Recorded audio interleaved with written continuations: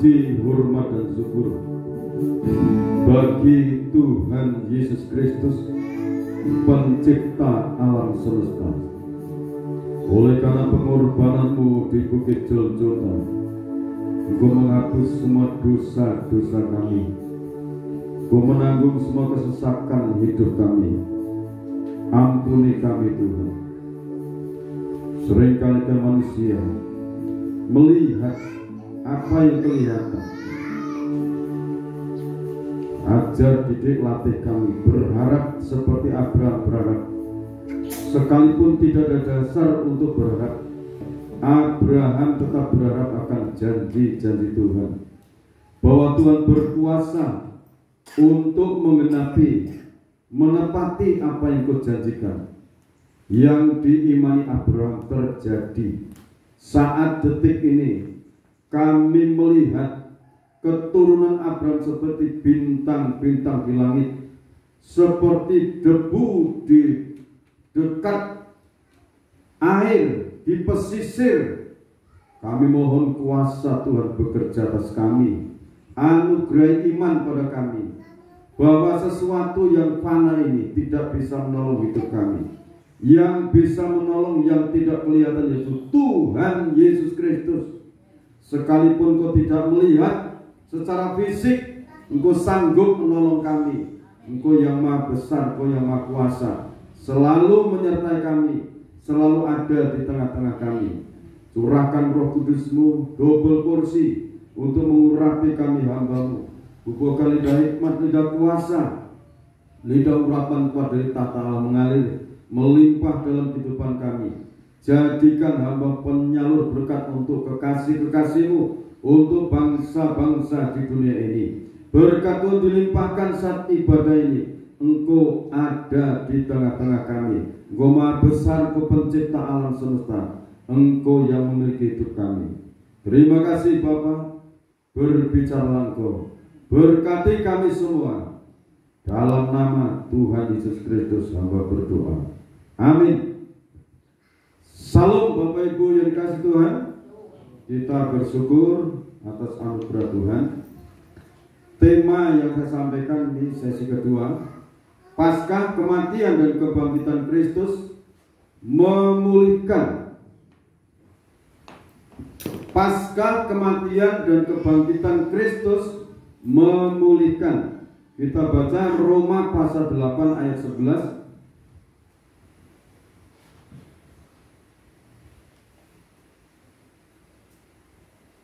Roma pasal 8 ayat yang ke-11. Begini bunyi firman Tuhan. Dan jika roh Dia yang telah membangkitkan Yesus dari antara orang mati diam di dalam kamu, maka Ia yang telah membangkitkan Kristus Yesus dari antara orang mati akan menghidupkan juga tubuhmu yang fana itu oleh rohnya yang diam di dalam kamu. Terima kasih. Saudara percaya Roh Kudus ada dalam hidupmu? Kalau orang itu percaya akan pengorbanan Yesus Kristus di Bukit Golgota, Yesus Kristus itu mati disalib untuk menebus dosa-dosa umat manusia. Kalau Injil Yohanes pasal 1 ayat 29, Yohanes katakan, lihatlah anak domba Allah yang menghapus dosa dunia. Tapi dalam firman ini mengatakan, jika roh Dia, roh Allah yang maha besar itu diam di dalam kamu, Dia yang telah membangkitkan tubuh Kristus diam di dalam kamu, Ia akan menghidupkan tubuhmu yang fana itu. Dihidupkan, disehatkan, diberikan iman, pengharapan dan kasih pada Tuhan. Yesus Kristus itu yang disalibkan, tubuh, jiwa dan rohnya. Jadi kalau orang-orang yang percaya pada Kristus Yesus itu terpelihara tubuhnya, jiwanya dan rohnya. Tiga-tiganya terpelihara. Amin. Saudara yakin ini firman Tuhan? Saya yakin. Saya sangat yakin, saya berharap saudara yakin. Yesus mati, tubuhnya, jiwa, rohnya dipersembahkan saat itu. Di dalam Kristus itu kemuliaan, keagungan, kejayaan surga itu menyatu dengan dia.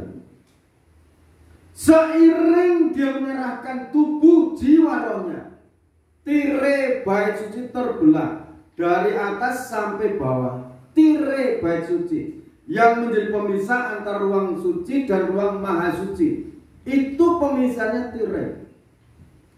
Waktu itu yang masuk ada imam besar. Tapi seiring Kristus mati disalibkan, menyerahkan nyawanya, terbuka dari atas ke bawah.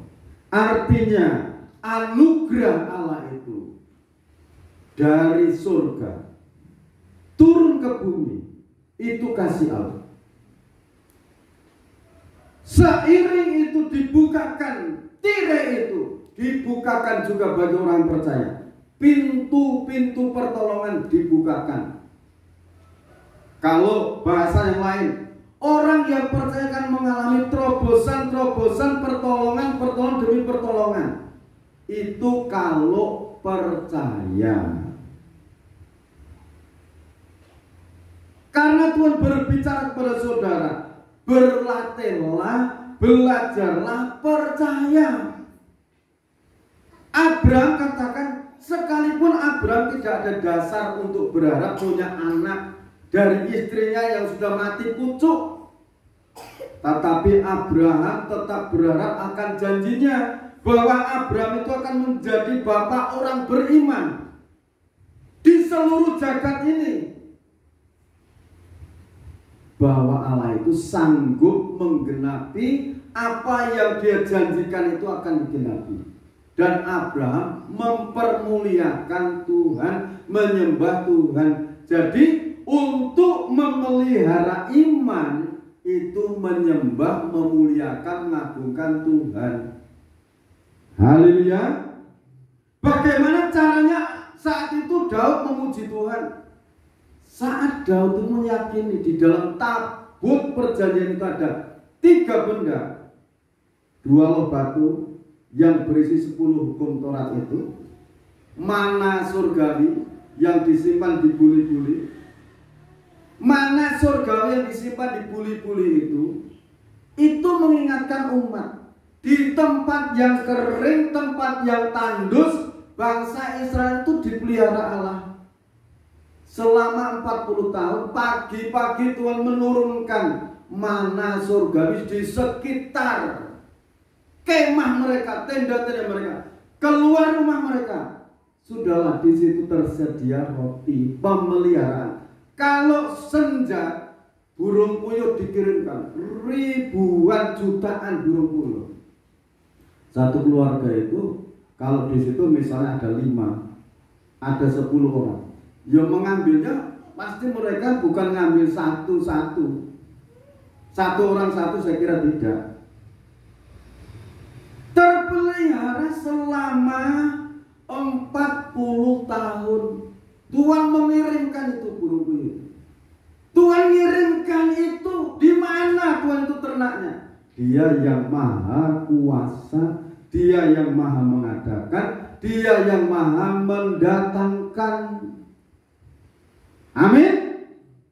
Saudara percaya dia maha mendatangkan? Oh, kalau saya yakin. Saya yakin Tuhan akan mendatangkan pertolongan. Tuhan akan mendatangkan rezeki dalam usaha, dalam pekerjaan. Sekarang yang perlu kita lakukan, ayo hidup di dalam kebenarannya. Tuhan tidak mau hidup menurut kemauanmu manusia. Manusia itu hanya setitik debu tanah. Ini di sini ada setitik debu. Yang harus menurut itu manusia, bukan Tuhan nuruti manusia. Catat baik-baik. Barang siapa menyembah dia dalam roh dan kebenaran, kemuliaan, keagungan itu turun. Di dalam tabut itu ada satu lagi, tongkat Harun yang bertunas. disimpan di dalam tabut. Nah, di atas tabut, ini tongkat Harun yang bertunas itu. Di saat itu kan bangsa Israel, para ketua suku itu bersungut-sungut. Aku juga dipakai Tuhan. Aku juga bisa dengar suara Tuhan. Tapi Tuhan itu kan memilih dari bangsa Lewi, keturunan Lewi, Harun yang dipilih. Tuhan berbicara, Musa perintahkan ketua suku itu supaya mengumpulkan tongkat-tongkat mereka masing-masing di depan tabut. Tongkatnya siapa nanti yang mengalami perubahan? Semalam suntuk ditaruh di situ. Pagi-pagi Tuhan perintahkan Musa, tengok itu, tongkatnya sedang berubah. Tongkatnya Harun bertumbuh, bertunas, berbuah, buah badang. Semalam suntuk. Jadi Tuhan itu untuk mengadakan sesuatu mujizat. Kalau umat itu mau dekat Tuhan di depan tabut itu, masuk menyembah Dia, berjaga-jaga, pasti terjadi mujizat. Tongkat kering bertumbuh, berbunga, berbuah. Kuasa Tuhan tidak berubah. Amin. Nah, di situ di atas tutup Grafira itu Tuhan hadir yang namanya Shekinah Glory. Jadi kalau memuji Tuhan, glory, haleluya, glory, haleluya, terpujilah Tuhan, merindukan sinar kemuliaan itu hadir. Jadi pikiran, hati, jiwa ini fokus kepada Bapa surga. Itu kalau roh Dia yang tinggal di dalam itu akan memimpin. Amin. Akan memimpin bahwa kita masuk dalam hadiratnya, memimpin kita, membawa kita mendekat pada Dia. Jadi Tuhan Yesus Kristus tadi sudah dijelaskan, yang diserahkan, yang dipersembahkan itu tubuh, jiwa, dan roh. Jadi manusia yang percaya akan kematian dan kebangkitan Kristus itu mengalami pemulihan tubuh, jiwa, dan rohnya dipulihkan. Amin. Sekarang Yohanes pasal yang ke-20 ayat 19 sampai 23. Yohanes 20 ayat 19 sampai 23. Begini bunyi firman Tuhan. Yesus menampakkan diri kepada murid-muridnya. Ketika hari sudah malam, pada hari pertama minggu itu, berkumpullah murid-murid Yesus di suatu tempat dengan pintu-pintu yang terkunci, terus karena mereka takut kepada orang-orang Yahudi. Pada waktu itu datanglah Yesus dan berdiri di tengah-tengah mereka dan berkata, "Damai sejahtera bagi kamu." Saudara, sesi pertama sudah saya sampaikan dan sudah ditayangkan di YouTube. Siapa yang saudara memperhatikan firman ini, pintu-pintu terkunci.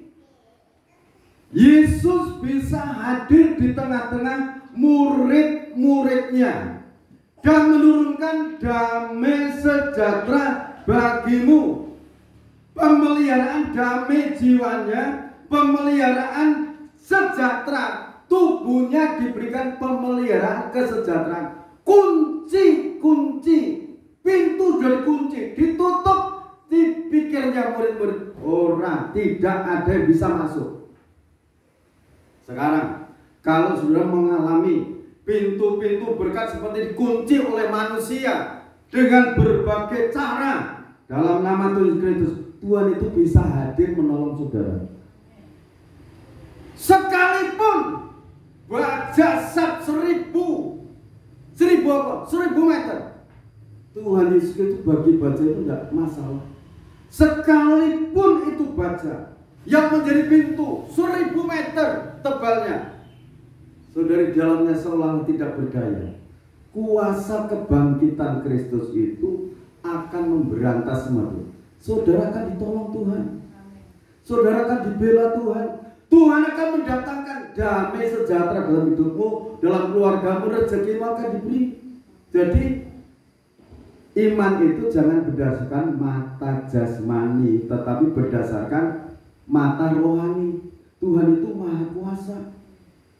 Sekalipun intan bersab-sab ribu sab, Allah kecil, Tuhan hadir, ya tak kasih berkat.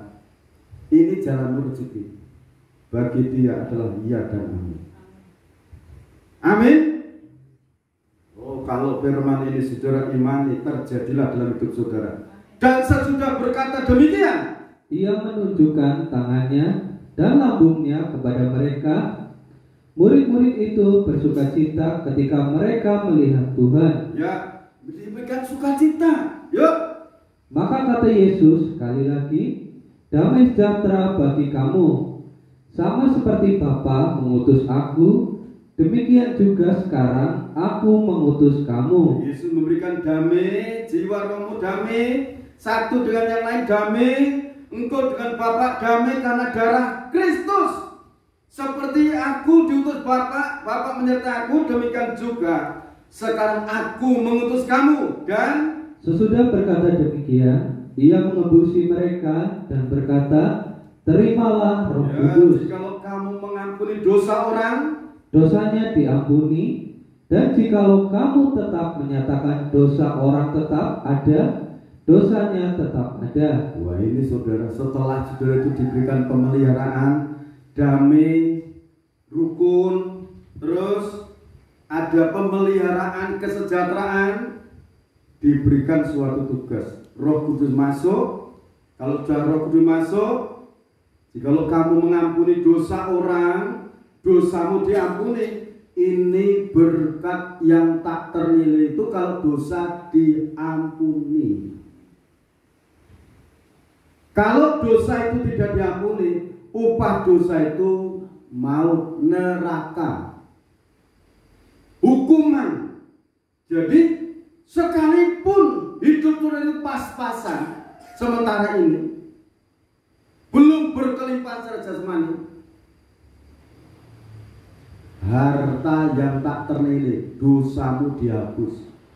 Yesaya pasal 1 ayat 18. Sekalipun dosa merah seperti kain kermisi, akan dijadikan putih seperti salju. Sekalipun berwarna seperti kain kesumba, akan dijadikan putih seperti bulu domba. Damai, sejuk.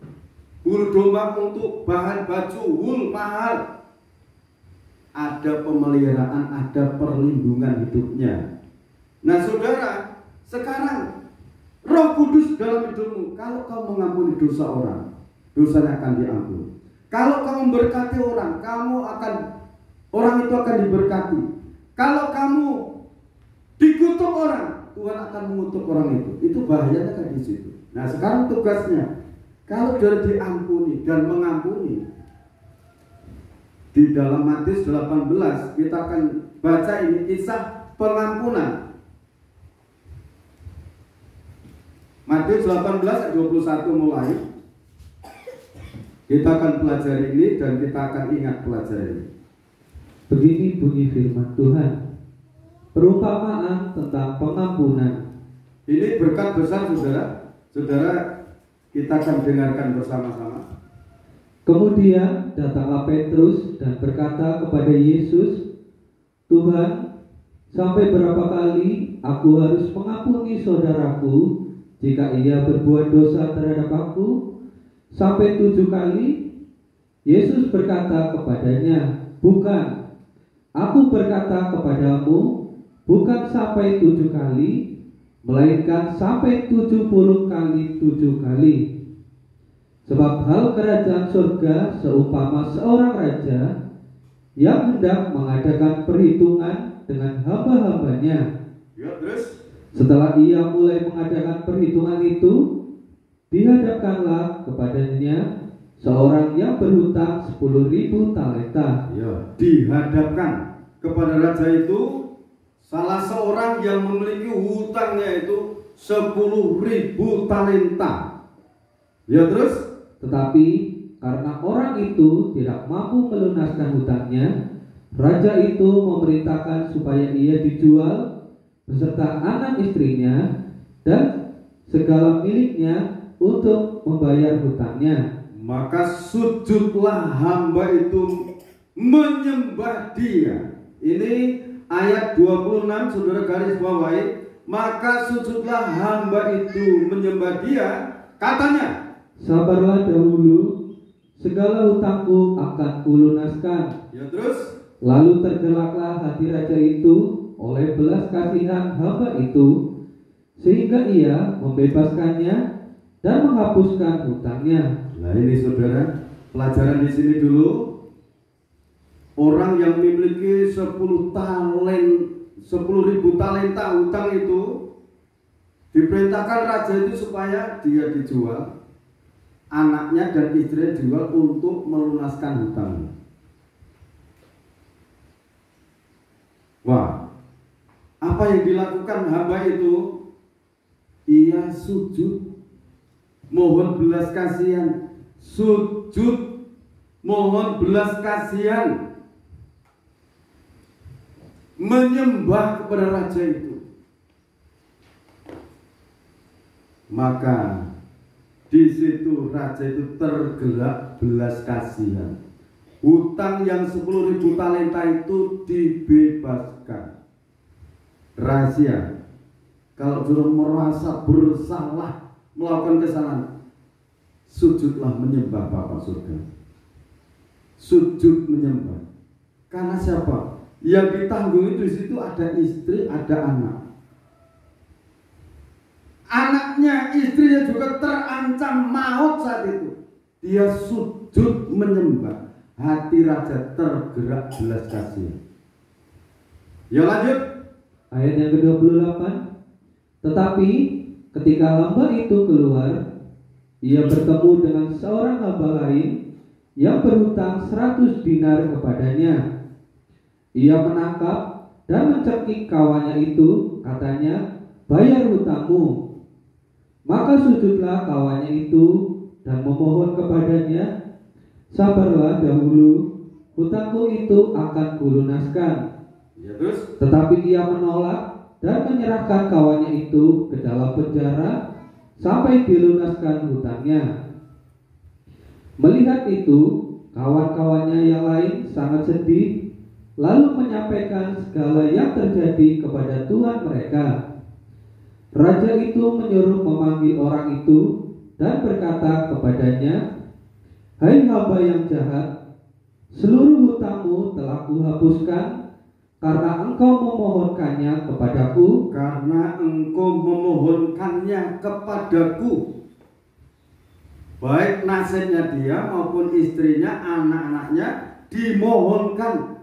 Tuhan menghapus, Tuhan menolong, Tuhan berbelas kasihan. Tuhan itu terus, bukankah engkau pun harus mengasihani kawanmu seperti aku telah mengasihani engkau? Jadi kalau kamu mendapatkan pengampunan dari Bapa Surgawi, mendapatkan belas kasihan dari Bapa Surgawi, Allah pencipta alam semesta, kamu pun harus mengasihi kawanmu seperti aku telah mengasihani engkau. Ya terus? Maka marahlah tuannya itu dan menyerahkannya kepada algojo supaya ia melunaskan seluruh hutangnya. Terus?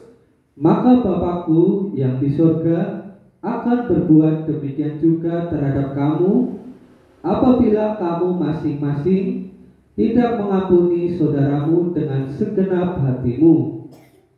Ini berkat, saudara, berkat betul, luar biasa berkat ini. Jadi makna damai, saudara diberikan anugerah damai dari Bapa Surgawi dan diberikan kuasa untuk mengampuni sesama. Kalau kamu mengampuni sesamamu, orang itu akan diampuni dosanya oleh Bapa di surga. Tetapi kalau kamu katakan tetap berdosa, kamu berkeras hati tidak mengampuni, istilahnya itu kembali kepada diri orang itu. Karena apa? Kasih dari Bapa Surgawi, Allah yang Maha Besar itu kita terima, kita terima. Kita akan damai dengan Bapa Surgawi. Nah, kalau sesama kita ini bersalah, kita dibuat salah sama teman kita sebetulnya harus mengampuni. Tapi berkeras hati, wah ini menyakitkan hatiku, menyakitkan keluargaku, aku tidak akan mengampuni. Bapak di surga juga akan berbuat yang sedemikian. Kita ini diajar bukan diajar, diajar, dididik, dilatih untuk menabur kasih, pengampunan. Sesama kita ini digambarkan, kalau salah dengan kita, itu nilainya 100 dinar. 100 dinar nilainya. Sementara kalau satu talenta itu isinya berapa? 1000 dinar. Satu talenta itu isinya 1000 dinar. 1000 dinar. Sementara hamba yang memiliki hutang 10.000 dinar itu, kalau kita keruskan uang itu berapa? Hitung uang itu 10.000 talenta, artinya berhitung itu 60 juta dinar. 60 juta dinar.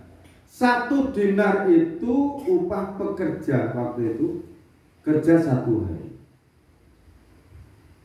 Berarti kalau harus membayar dengan nilai uang berapa hari? 60 juta hari kerja untuk membayar hutang, dosa-dosa itu, kalau mau dikurus dengan uang. Umur manusia kalau dikurus itu berapa? Terhitung 164 hari, kurang lebih seperti itu. Sementara kesalahan sesama kita ini hanya 100 dinar nilainya itu, 100 dinar. Kesalahan kita di hadapan Tuhan itu senilai 10.000 talenta. Perbandingannya kan jauh banget. Sebab itu kasih Bapa yang Maha Besar itu biarlah mengalir menyatu dalam kehidupan kita, dan kita alirkan untuk mengasihi sesama. Sebab itu ada ayat yang seperti ini. Hendaklah kamu saling mengaku dosamu. Itu tertulis dalam Yakobus, ya. Kitab Yakobus di sana. Yakobus pasal 5. Yakobus pasal 5 ayat 16 sampai 20. Begini bunyi firman Tuhan. Karena itu hendaklah kamu, karena itu hendaklah kamu saling mengaku dosamu, Ya. dan saling mendoakan supaya kamu sembuh. Oke, terus Doa orang yang benar bila dengan yakin didoakan sangat besar kuasanya. Elia adalah manusia biasa sama seperti kita, dan ia telah bersungguh-sungguh berdoa supaya hujan jangan turun, dan hujan pun tidak turun di bumi selama 3 tahun dan 6 bulan. ya, terus Lalu ia berdoa pula, dan langit menurunkan hujan, dan bumi pun mengeluarkan buahnya.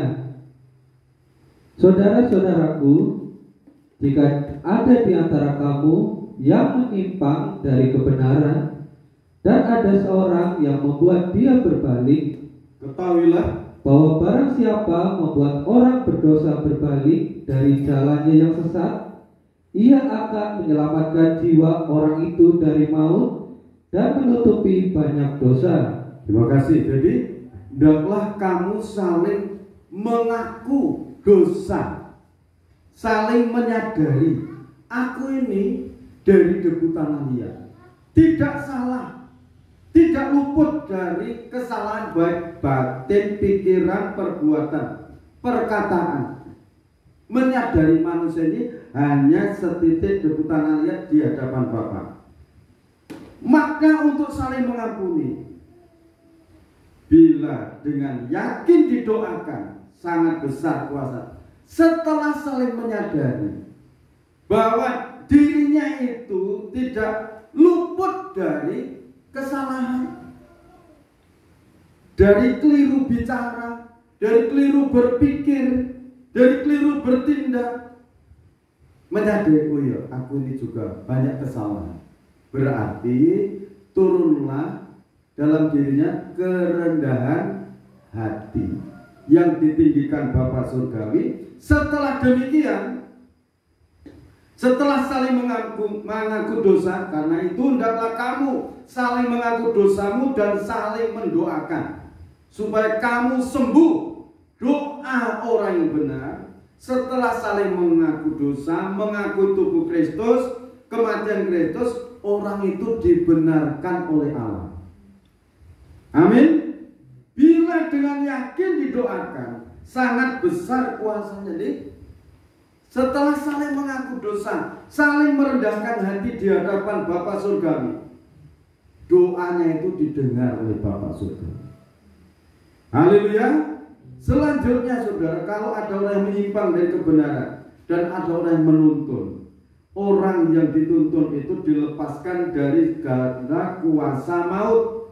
Ketahuilah bahwa barang siapa membuat orang berdosa berbalik dari jalan yang jahat, ia akan menyelamatkan jiwa orang itu dari maut dan menutupi banyak dosa. 1 Petrus pasal 4 ayat 7 dan 8. Kita baca di sana.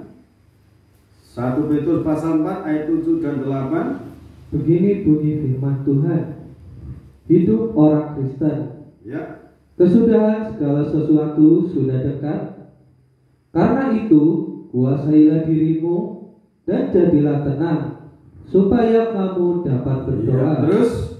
Tetapi yang terutama, kasihilah sungguh-sungguh seorang akan yang lain, sebab kasih menutupi banyak sekali dosa. Kasih menutupi banyak sekali dosa. Kasih dari mana ini? Roh Dia itu yang mengajar kita mengasihi. Sumbernya kasih Bapa. Roma pasal 8 ayat 11 tadi. Jika roh Dia diam di dalam kamu, roh itu akan mendidik, melatih kita. Dunia ini akan semakin lama semakin habis kesudahannya. Sebab itu kita belajar untuk menguasai diri, supaya kita bisa berdoa, mendapatkan sumber kekuatan dari Bapa Surgawi. Setelah mendapatkan sumber kekuatan, kita bisa mengasihi sesama. Sumber kekuatan kita adalah kematian dan kebangkitan Kristus. Dia akan memulihkan kita. Sebab itu pujian mengatakan kuasa darah Yesus Kristus. Kita akan nyanyikan pujian. Tubuh Tuhan yang terserbu-serbu menjadi makanan yang sejati. Darahnya yang mengalir dari luka-luka menjadi minuman yang sejati, memelihara tubuh, jiwa dan roh kita sampai kita masuk surga. Dia yang mau memelihara. Dan ketika mereka sedang makan, Yesus mengambil roti, mengucap berkat, memecah-mecahkannya, lalu memberikannya kepada murid-muridnya dan berkata, ambillah, makanlah, inilah tubuhku, makanan yang sejati.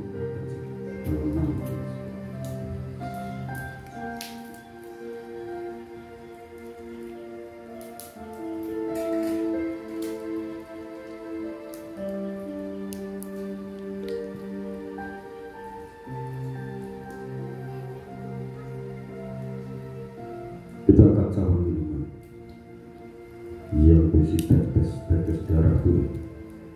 Sesudah itu ia mengambil cawan dan berkata, minumlah kamu semua dari cawan ini, sebab inilah darahku, darah perjanjian yang ditumpahkan bagi banyak orang untuk pengampunan dosa.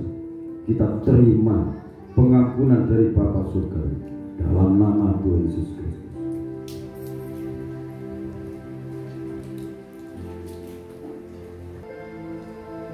Di dalam nama Tuhan Yesus Kristus, Bapak, Ibu, Saudara diriku kekasih-kekasih Tuhan, sekarang terimalah berkat anugerah damai dan sejahtera dari Allah Bapa, Sang Putra dan Roh Kudus, limpah dalam kehidupan kita semua sekarang sampai Tuhan datang yang kekali. Tetaplah dalam naungan kasih dan rahmat-Nya. Di dalam nama Tuhan Yesus Kristus kami terima berkat-berkat ini. Haleluya. Amin. Tuhan Yesus Kristus memberkati kita semuanya.